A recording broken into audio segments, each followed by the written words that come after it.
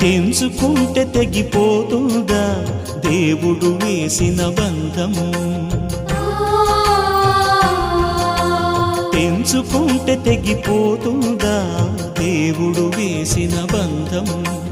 తెలుసుకో నీ జీవిత గమ్యం, పెంచుకో మానుబంధం. 7 అడుగులు నడిచిన వాడే 7 జన్మలు తోడుంటాడు. భర్తగా నిన్ను భరించువాడే బ్రతుకు దీపం వెలిగిస్తాడు.